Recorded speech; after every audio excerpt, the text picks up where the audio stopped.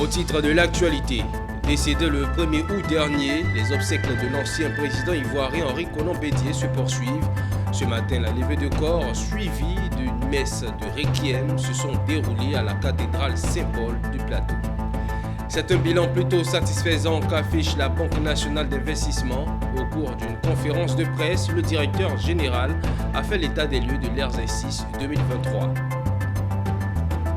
Et une rencontre dénommée Sika Meetup a été initiée pour permettre aux professionnels d'échanger sur les thèmes concernant le marché boursier.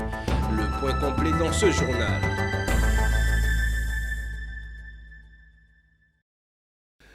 Madame, Monsieur, bienvenue et merci de vous informer avec Business 24 Africa.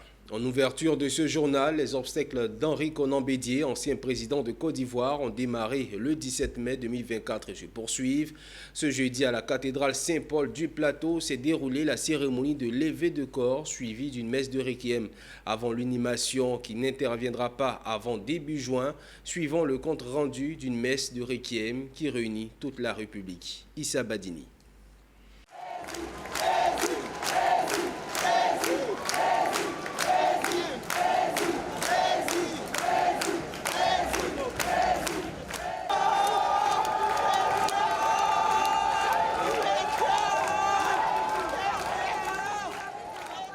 Ce n'est pas l'adieu final, mais l'on est plus loin.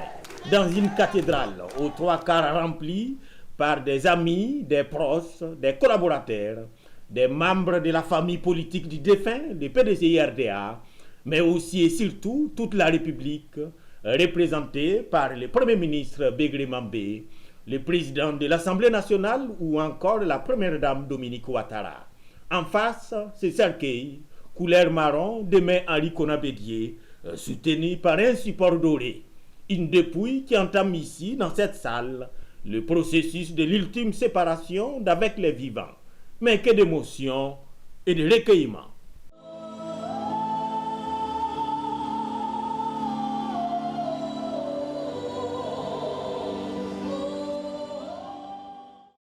Union et cohésion sociale, c'est aussi l'essence de l'homélie du cardinal Jean-Pierre Coutois à cette occasion qui dit, et je cite, « Ayons confiance en Dieu et décidons en mémoire de celui que nous plairons de nous mettre ensemble, d'accepter nos différences, de regarder plutôt ce qui peut nous unir et d'ignorer in fine ce qui pourrait mettre à mal notre cohésion. » Fin de citation. Après cette messe de requiem, précédée d'une cérémonie de levée des corps en présence du président Alassane Ouattara, la dépouille de l'ancien président recevra hommage à la nation et honneur militaire au palais présidentiel puis à l'Assemblée nationale vendredi. Quant à l'inhumation qui se fera dans la stricte intimité familiale d'Aoukro, sa région natale, elle n'interviendra pas avant début juin.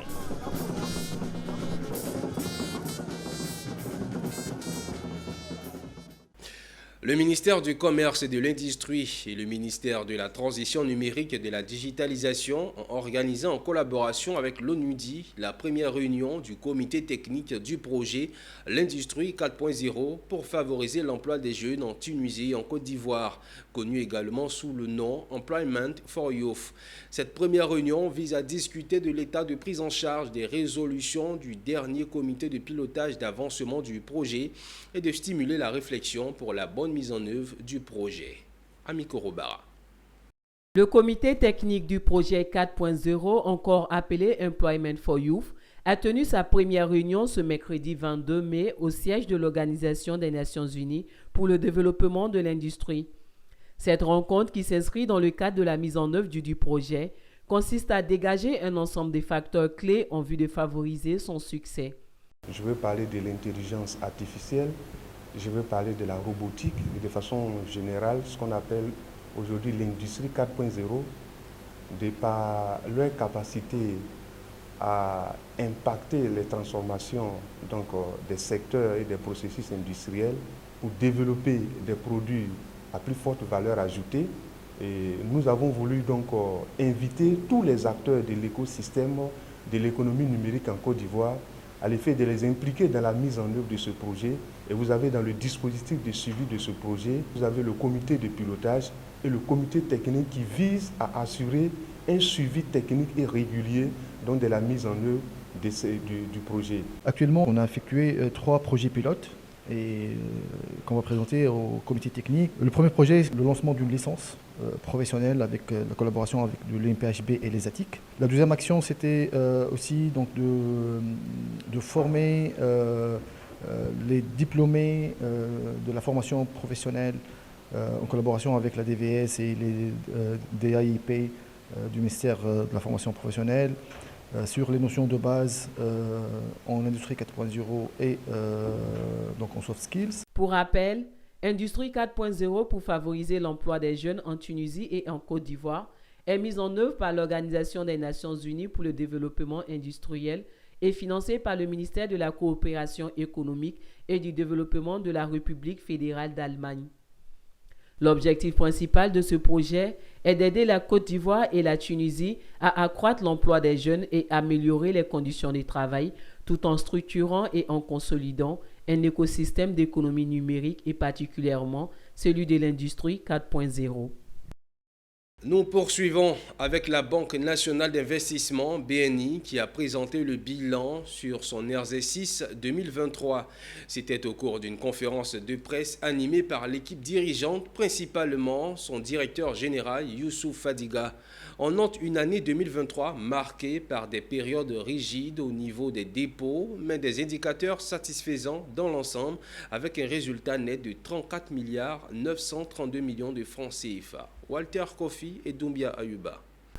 Avec un produit net bancaire de 87 milliards 674 millions et 761 milliards 500 millions en 2022 contre 882 milliards en 2023 de crédits octroyés, la Banque nationale d'investissement BNI se porte bien.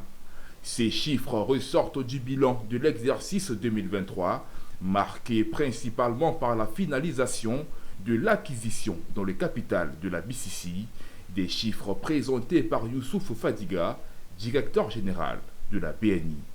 Parmi ces indicateurs, quelques zones d'ombre, notamment au niveau des dépôts de la clientèle, qui ont connu une stagnation entre 2022 et 2023, que le dirigeant de la banque justifie par une insuffisance de liquidité sur le marché bancaire. Alors l'année 2023, c'est vrai qu'on a dit que c'était une année difficile, mais ce n'est pas ça le plus important pour notre exercice. Comme vous avez pu le constater, cette difficulté peut se traduire par la stabilité de nos dépôts. Lié au fait qu'à un moment donné de l'année, on n'a pas pu collecter l'ensemble des ressources du fait d'une certaine rareté du niveau des liquidités sur le marché bancaire. Mais de cela, face à cette situation, nous avons pu prendre des dispositions justement pour faire en sorte de continuer à mener nos activités pour le bien de nos clients, puisque comme vous avez pu le constater, le niveau de crédit octroyé à nos clients a augmenté, le niveau de PNB a augmenté également, donc cela démontre la résilience de notre banque. Alors s'il faut retenir un chiffre, c'est notre coefficient d'exploitation et le résultat net pour deux raisons. Le résultat net, c'est celui qui intéresse le plus nos actionnaires, on va dire, même si de par la typologie de nos actionnaires, il y a d'autres activités citoyennes qui les intéressent également. Mais le premier indicateur, s'il fallait retenir qu'un seul, c'était celui-là. Ensuite, le coefficient d'exploitation, parce que cela démontre un peu de la soutenabilité de notre croissance. Après le bilan, place aux perspectives dans lesquelles la BNI s'est dotée d'un plan stratégique dénommé Performance 2026, dont la mise en œuvre devrait permettre de renforcer les principaux agrégats financiers de la banque en vue de la positionner parmi les 3 meilleures banques en Côte d'Ivoire. La Banque nationale d'investissement, de ces derniers chiffres, totalise une contribution à l'activité économique ivoirienne avec un total bilan de 1766 milliards de francs CFA en 2023, la faisant passer de la 8e à la 5e place dans le classement de l'espace bancaire en Côte d'Ivoire. On s'intéresse à présent à Sika Finance, site de référence sur l'actualité économique, financière et boursière en Afrique de l'Ouest qui élargit ses actions pour le développement du secteur financier. À cet effet, une rencontre dénommée Sika Meetup a été initiée pour permettre aux professionnels d'échanger sur les thèmes concernant le marché boursier. Pour marquer le coup à la première édition, c'est le directeur général de la BRVM qui s'est entretenu avec les participants sur la question de l'efficience du marché boursier. Zénab Dosso et Tima Traoré.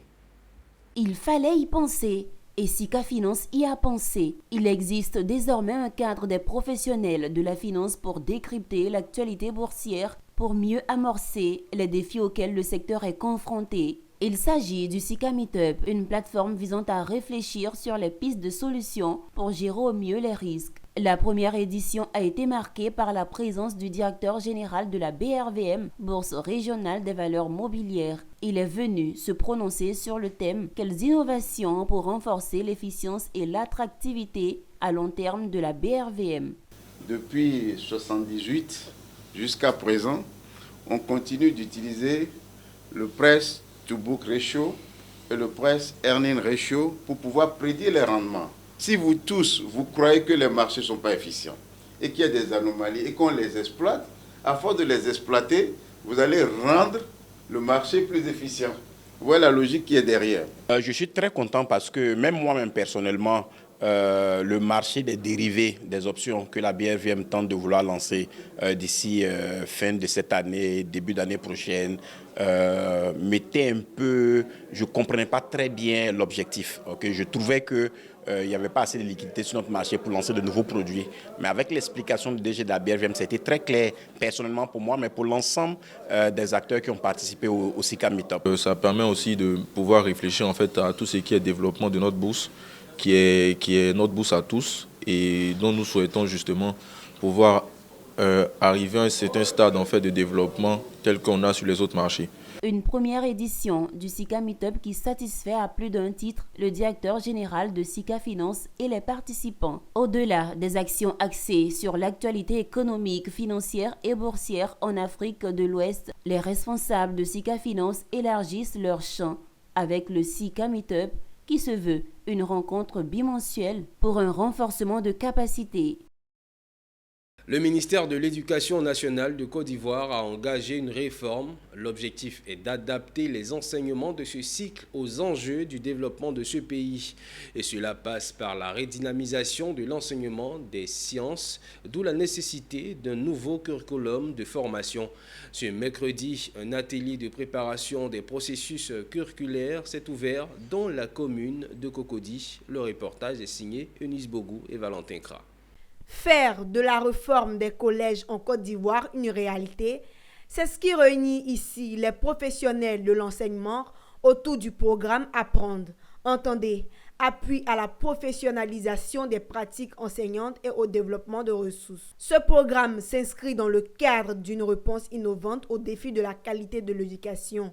Son objectif est clair, renforcer les capacités d'analyse et de pilotage des ministères, apporter un appui pédagogique et améliorer les dispositifs de formation existants. Il y a une réforme globale au niveau du collège et comme le sous-directeur Fatorama l'a indiqué, avant le collège était élitiste, c'est-à-dire c'est les meilleurs de l'entrée en 6e qui avaient accès au collège, mais depuis 2016-2015 je crois, avec la PSO, la politique de scolarisation obligatoire, qui maintenant oblige les enfants de Côte d'Ivoire de 6 à 16 ans d'aller obligatoirement à l'école.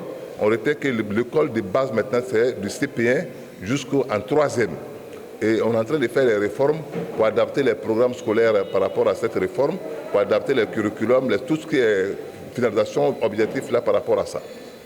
Là, qui rassemble les 3 ordres d'enseignement, c'est-à-dire l'éducation nationale, l'enseignement supérieur, la recherche scientifique, ainsi que l'enseignement technique, la formation professionnelle et l'apprentissage, puissent faire des propositions concrètes pour ce qui concerne ce qu'on appelle le socle commun de connaissances. Le nouveau curriculum rentre dans les sciences pour renforcer la cohérence de l'enseignement.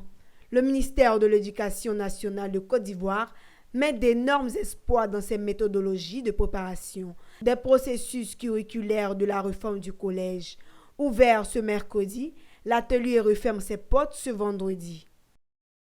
Export Network, c'est un concept fait par des expatriés pour des expatriés afin d'accompagner ceux-ci à mieux aborder le retour, voire l'implantation au bercail. Placé sous le thème « Mieux s'intégrer en Côte d'Ivoire », l'idée est du cabinet Bon Séjour.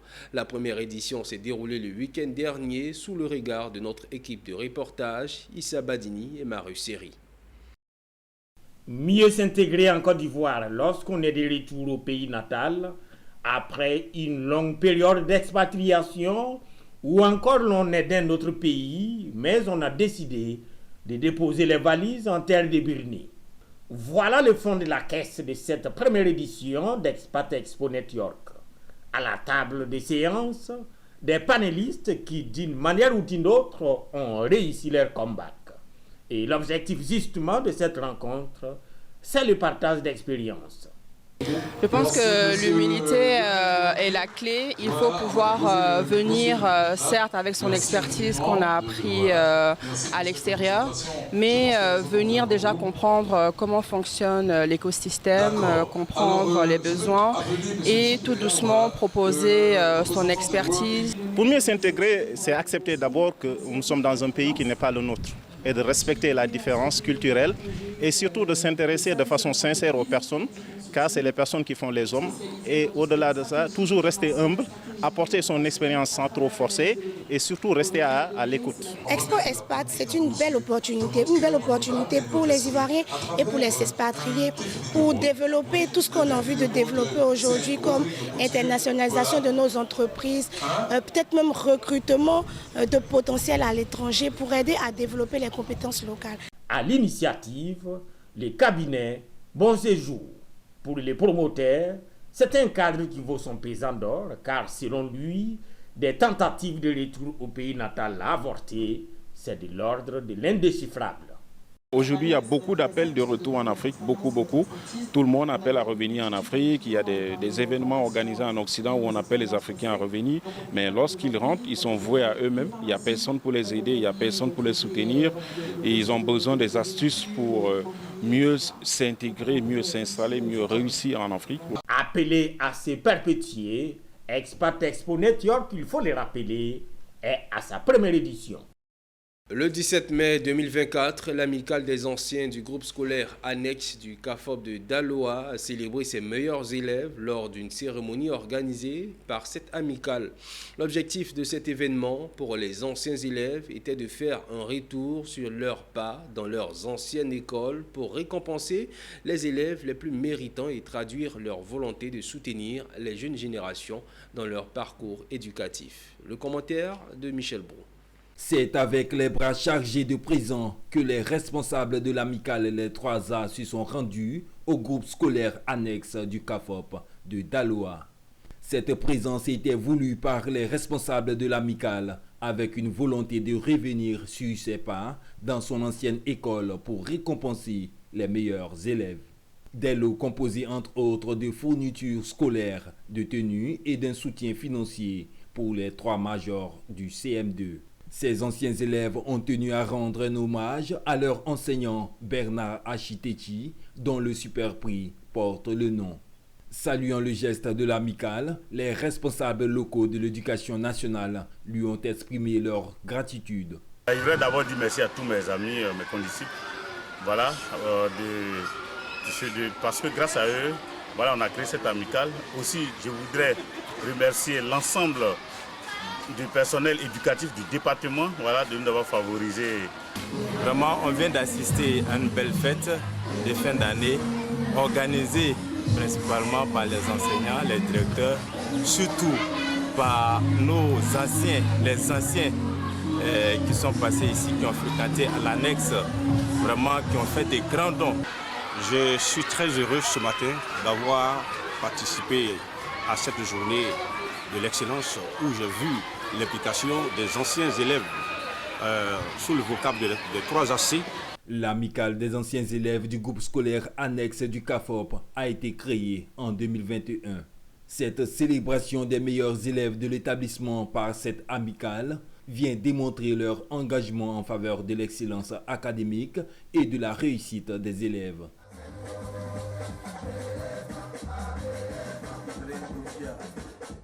Le groupement de cabinets Envima Consulting, AfricBat et Phonix Consultant a organisé un atelier de validation du plan de développement local dans la commune de San Pedro. Étaient présents à cet atelier de validation les autorités administratives, politiques et coutumières de la commune, nous témoigne Abel Kwao. Pour la validation du plan de développement local de la ville de San Pedro, les acteurs institutionnels privés étaient tous présents. Les travaux en commission ont permis à l'ensemble des participants d'analyser les actions et projets d'investissement prioritaires de développement retenus. Ils ont également analysé le mécanisme mis en œuvre proposé avant de passer à l'adoption des résultats. Le directeur du Phoenix Consultant, représentant le groupement de cabinet Envima Consulting, a donné l'objectif de cet atelier de validation du plan de développement local de San Pedro. Aujourd'hui, à cette étape-là, il était question de venir présenter le plan de développement local lui-même, le présenter donc à la mairie, le présenter aux différents services de la ville de San Pedro et à la population, pour qu'ensemble on puisse le valider ensemble. Cet atelier-là vient couronner le tout en nous donnant une base de données, une matrice sur laquelle on va s'appuyer pour mettre en œuvre des actions qui vont permettre à la ville de San Pedro de rayonner de mille feux. Dans les prochains jours, la population doit s'attendre à un San Pedro nouveau, un San Pedro où il y aura plus d'infrastructures économiques construites, un San Pedro où il y aura plus d'écoles. Pour rappel, c'est dans le cadre du développement local de la ville de San Pedro que le projet d'infrastructure pour le développement urbain et la compétitivité des agglomérations a été initié. À cet effet, le groupement du cabinet Envima a été retenu pour conduire cette étude. L'actualité nous conduit à Touba. La récente réunion du comité local de gestion du parc national du Mont Sangbé, suivie de la visite du parc, a permis aux responsables de s'imprégner des réalités du parc national. Il ressort de cette rencontre que des personnes s'adonnent au braconnage dans le parc et des stratégies et mesures idoines doivent être prises pour mettre fin aux activités de ces braconniers déguisés. Théodore Kanga. Les stratégies pour renforcer la protection et la conservation du parc national du Mont Sangbé étaient au cœur de cette réunion du comité local de gestion du parc. Au thème de cette rencontre, le comité de gestion s'est rendu dans le parc pour s'imprégner de sa bonne conservation. Colonel Zanou Moïse, directeur régional de l'Office ivoirien des parcs et réserves OIPR, s'est réjoui de la visite des membres du comité de gestion dans cette forêt. Je suis heureux parce que c'est un projet qui nous tenait à cœur. Depuis quelques années, on parle aux membres du CGL du parc national du Mont Sangbé. Il était bon que ces membres du CGL-là viennent sur le terrain pour voir de quoi nous parlons.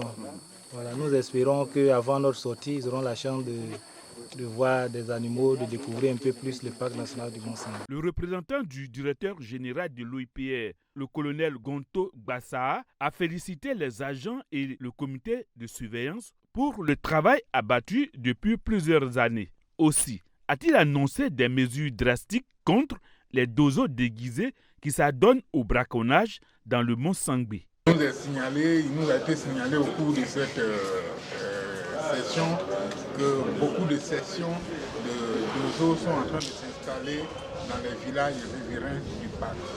La première solution, c'est l'application pure et simple de la loi. Un dozo ne peut pas se retrouver en déphasage avec les lois de la République de Côte d'Ivoire.